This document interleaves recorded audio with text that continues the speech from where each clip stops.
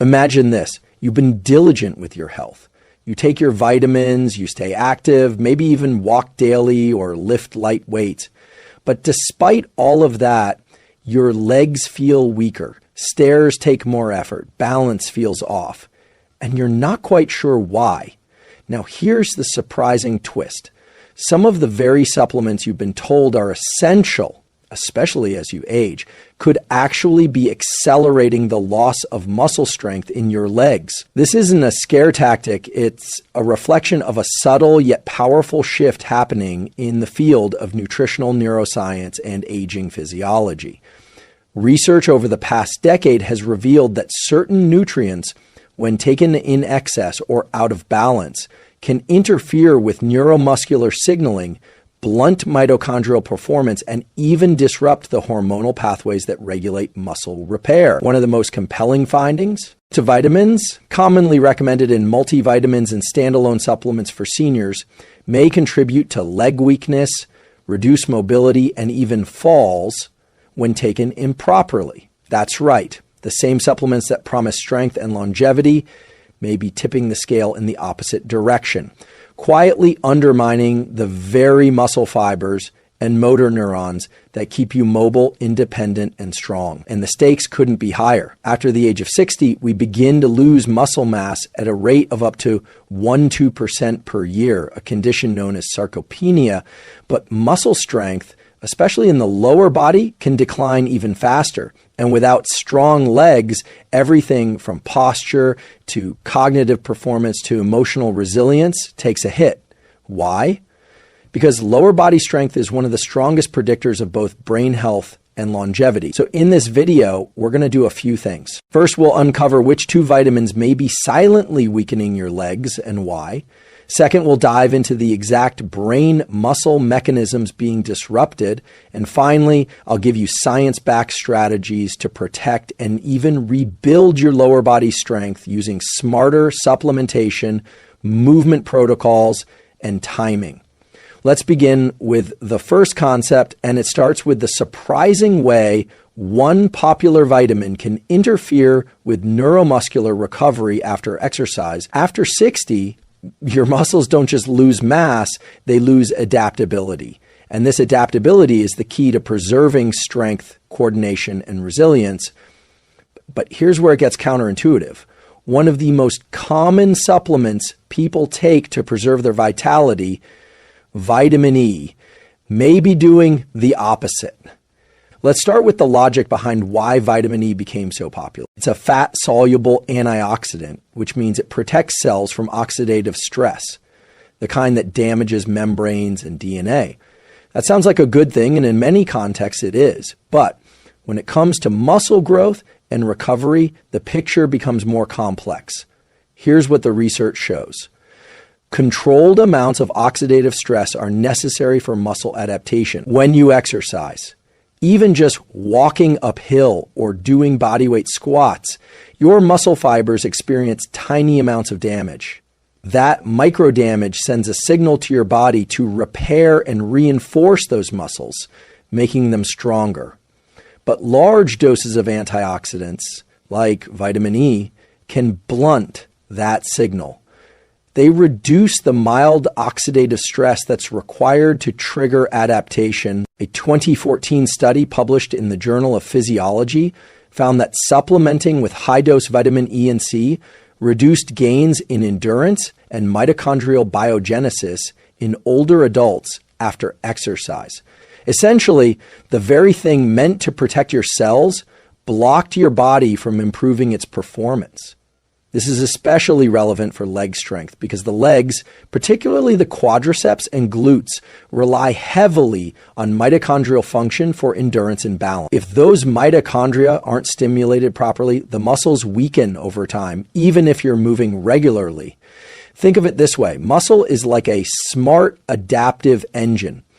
A little bit of stress, the right kind, tunes it up.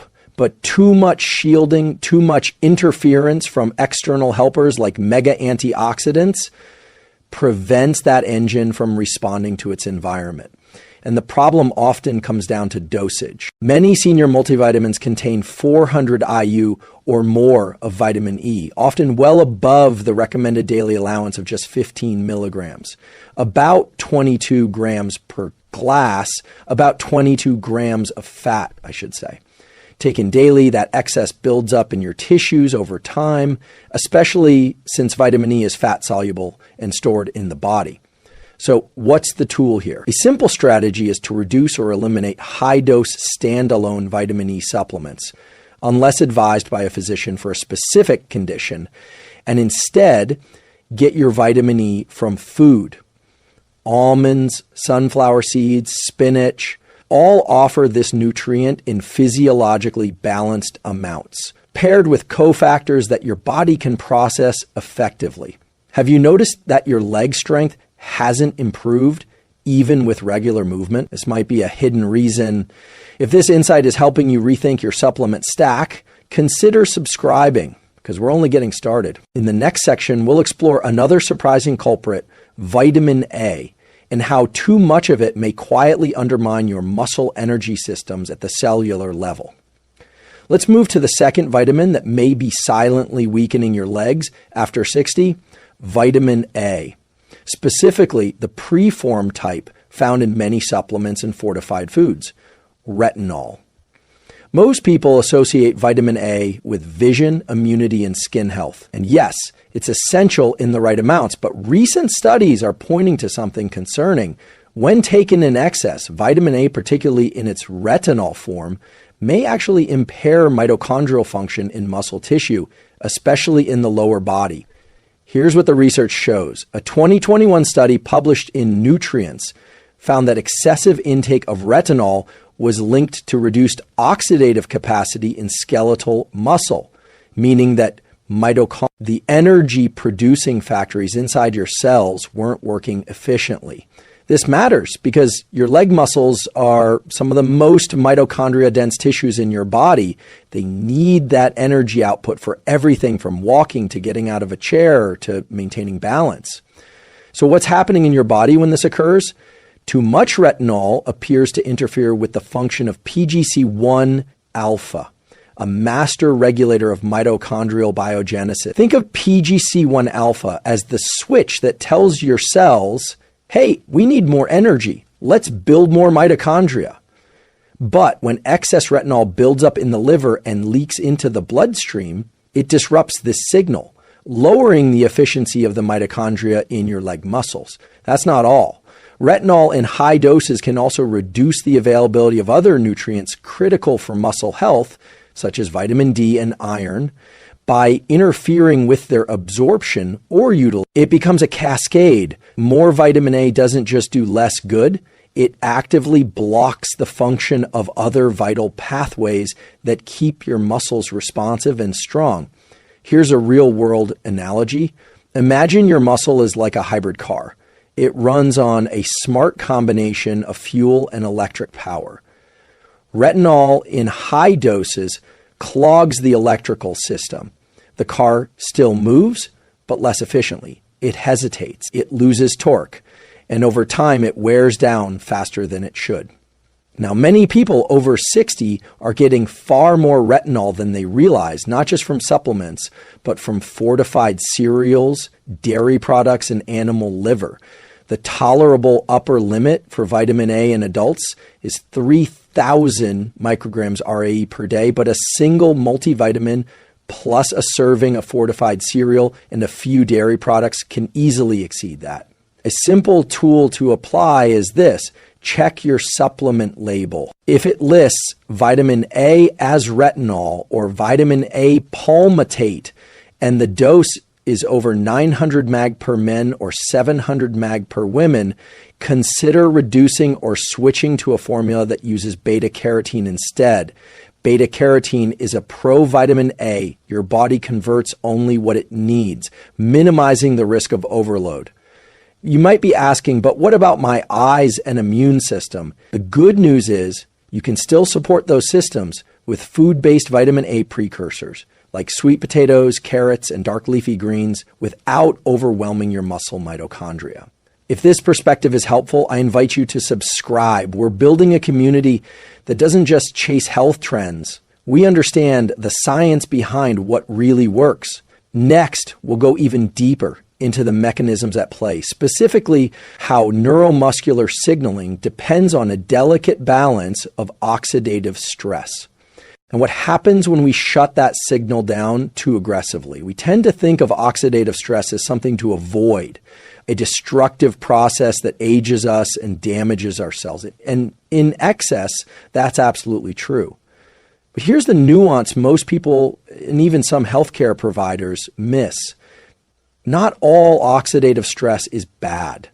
In fact, when it comes to maintaining muscle strength, particularly in the legs after 60, some oxidative stress is essential. Let's talk about neuromuscular signaling. This is the communication between your nervous system and your muscles. Every time you step, stand, or balance, your brain sends electrical signals through your spinal cord to your leg muscles, instructing them to contract with the right force, speed, and timing. This system relies on fast, adaptable communication. But here's the fascinating part. For this neuromuscular circuit to stay sharp and responsive, your body needs low levels of reactive oxygen species, or ROS. These are the very molecules most antioxidants are designed to neutralize. So what's happening in your brain and body when ROS are present in the right amount? These molecules act like internal text messages. After a leg workout, for instance, small bursts of ROS tell your motor neurons, we need to reinforce this circuit, make it stronger, faster, more efficient. They trigger beneficial changes in both your neurons and your muscle fibers, leading to neuroplasticity in the brain and hypertrophy in the muscle. This process becomes more important, not less, as you age. Your motor units, the connection between a nerve and the muscle fibers it controls, begin to shrink after 60. To combat this, your body relies on adaptive signaling to preserve or even rewire these pathways. But when you blunt oxidative stress too aggressively, say with high doses of vitamin E or other antioxidant megadoses, you interrupt that feedback loop. A 2009 study from PNAS, Proceedings of the National Academy of Sciences, showed that antioxidant overuse actually inhibited the insulin sensitivity and muscle regeneration normally stimulated by exercise. And this doesn't just affect your muscles, it slows the brain's ability to refine movement, impacting balance, gait, and fall risk. Have you ever noticed that after taking certain supplements, your legs feel less energized or your workout gains stall? It may not be aging, it may be biochemical interference. A practical tool here is to time your antioxidant intake so it doesn't interfere with your body's natural adaptation window. One simple protocol is this: avoid taking antioxidant supplements, including vitamin C and E, within 2 to 4 hours after exercise. Let your body use that oxidative signal to initiate repair and strength building. If you do supplement, consider doing so in the evening when those pathways are less active. This might seem like a small shift, but the difference in neuromuscular function can be profound over time.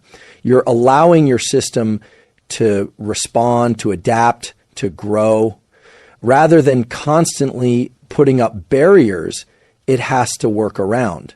In the next section, we'll bring these ideas together by looking at how mobility and coordination can actually decline faster because of antioxidant overload, and how you can reverse the trend starting this week. Let's zoom out now and look at the big picture. Mobility. Mobility is not just about muscle.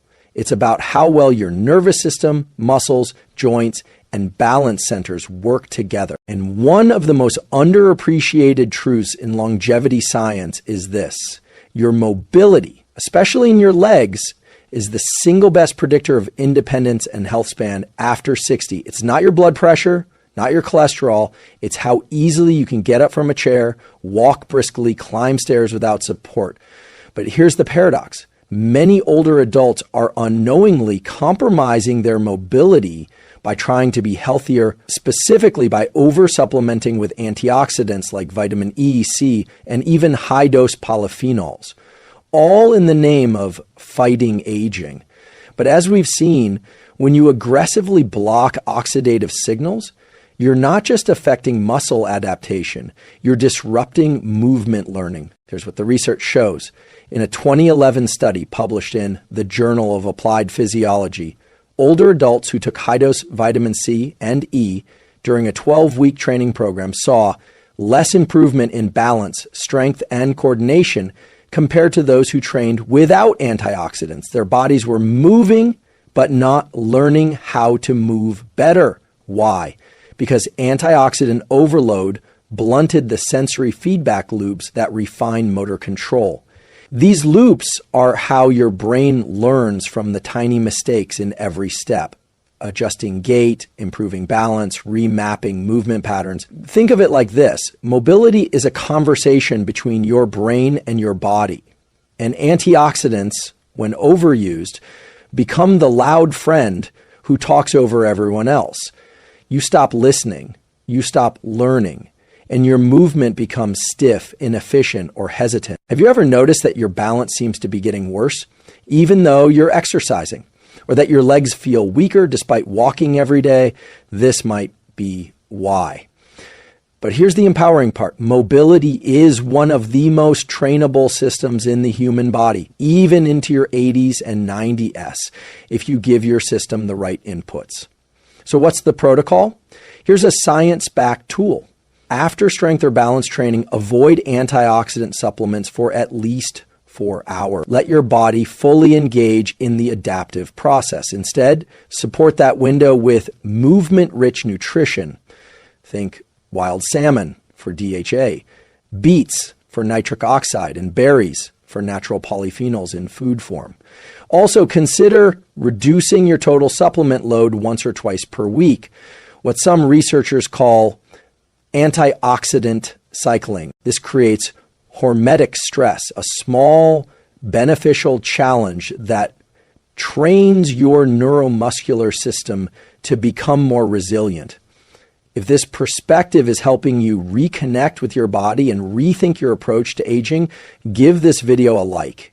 It tells the algorithm and us that this kind of grounded, empowering content matters to you. Next, we'll explore exactly how to use timing, dosage, and nutrient synergy to keep the benefits of essential vitamins while protecting and strengthening your legs long term. By now, we've looked at how certain vitamins, when misused, can quietly weaken your legs after 60. But this isn't about fear. It's about precision. And the good news is, you don't need to abandon supplementation altogether a week. You just need to get smarter about how, when, and what form you take. Let's start with timing. As we've explored, your body uses oxidative signals to adapt, especially after physical activity. That's why taking high-dose antioxidants right after exercise can blunt muscle growth, coordination, and mitochondrial repair. So here's the protocol. Avoid antioxidant supplements within 2-4 hours of physical activity. This includes strength training, walking, dancing, or balance work. Give your body time to interpret the stress and respond with growth. Instead, allow your post-exercise nutrition to center around whole foods that contain a natural balance of pro- and anti-inflammatory compounds, like blueberries, salmon, or leafy greens. These foods support adaptation without completely muting the signal. Next is dose. The body isn't a machine that improves with more input. In biology, more is often less. There's a U-shaped curve when it comes to nutrients.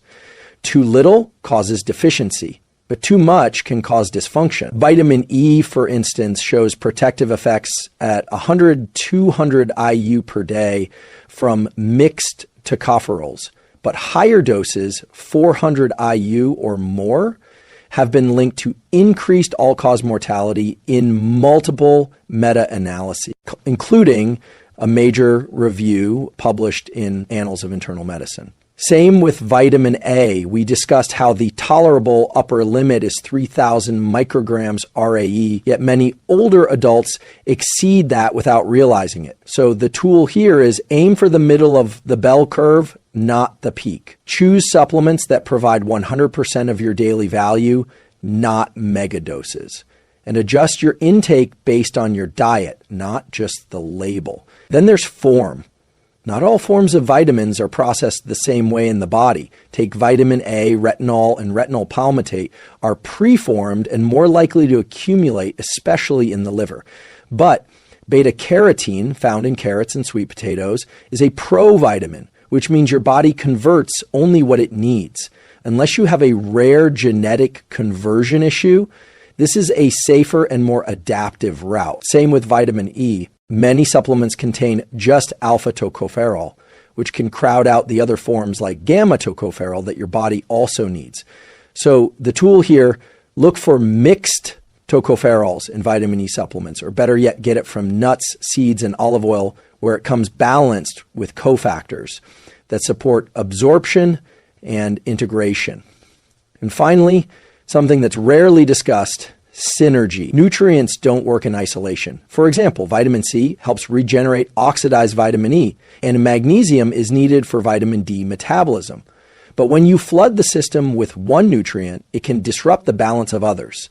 Think of your body like a jazz band. Each nutrient has its part. Overplaying one instrument throws off the entire rhythm.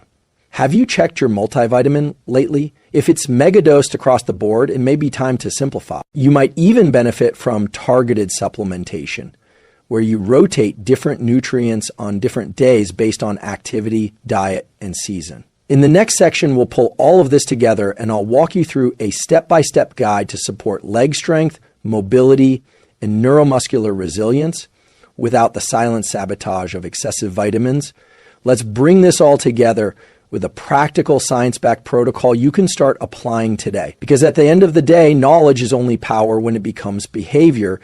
You now understand that excessive antioxidant supplementation, especially vitamin E and vitamin A in their synthetic or high-dose forms, can silently interfere with neuromuscular strength, mobility, and adaptation.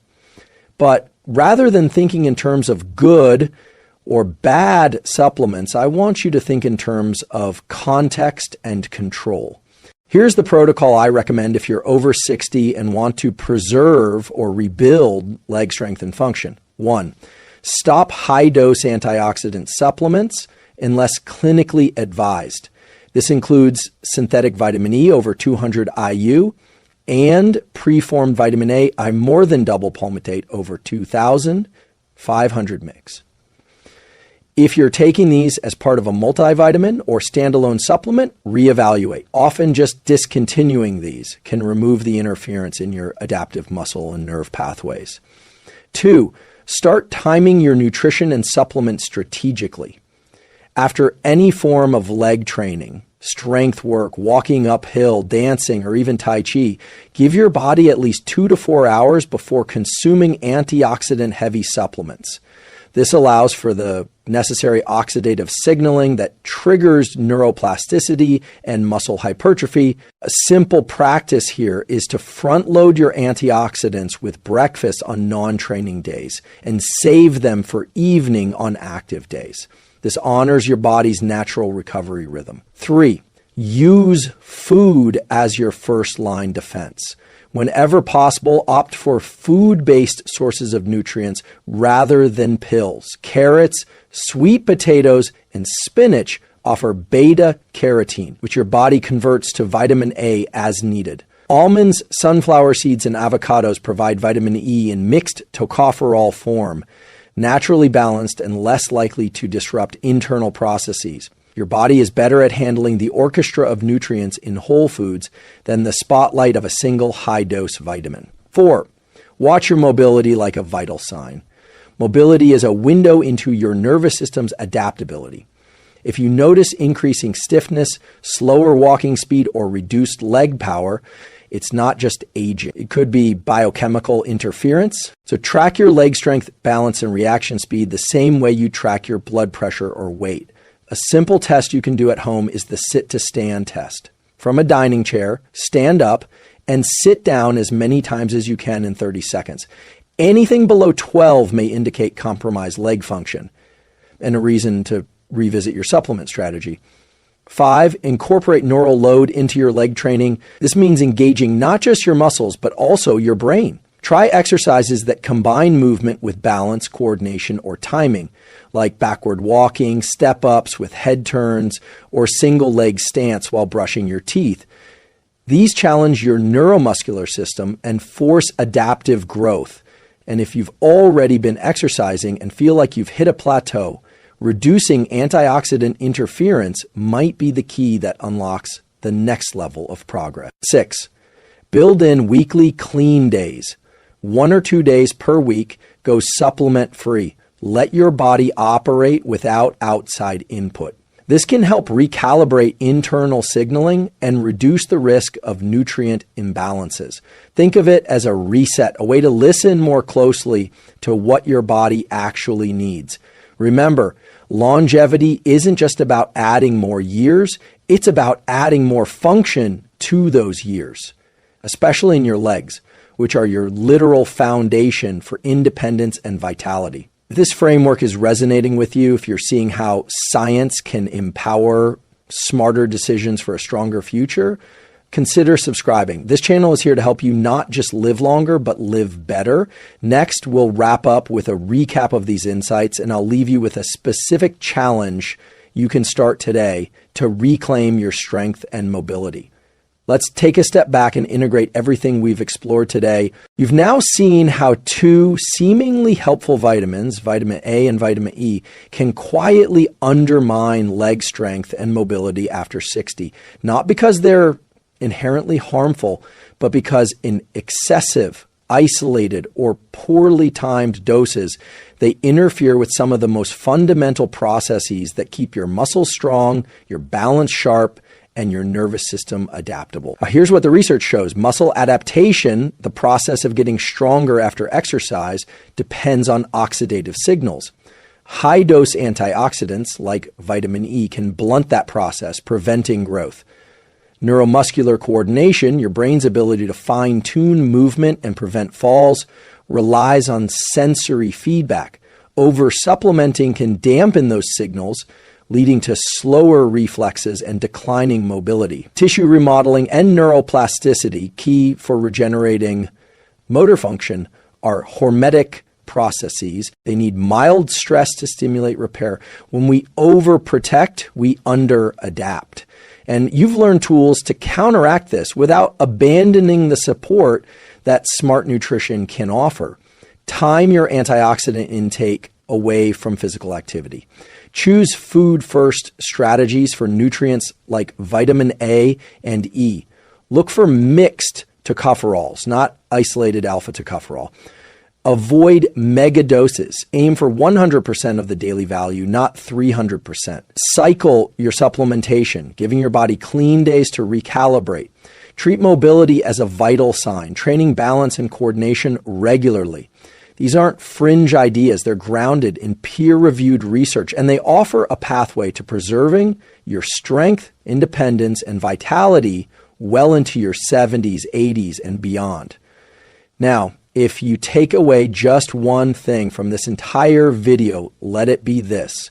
More isn't always better, especially when it comes to supplements. Sometimes the most powerful thing you can do for your body is to give it space to adapt, feel, and respond, to remove the interference and let biology do what it's built to do, grow stronger under the right conditions. Here's your challenge for today. Check your supplement cabinet. Look for any products containing vitamin E above 200 IU or vitamin A above 2,000, 500 mix, gastronol, Pelmetec, or retinol. If you find them, pause. Ask, do I really need this? Is it helping or interfering? You might be surprised by how quickly your body begins to respond when you take away the excess and let your systems breathe. And if this message helped reframe the way you think about supplements, strength, and aging, I'd love for you to like this video, leave a comment about your experience, and subscribe to join our growing community. We dive deep into science-backed tools every week to help you live not just longer, but stronger, sharper, and more self-directed. Because aging is not a decline, it's an adaptation. Let's get better together.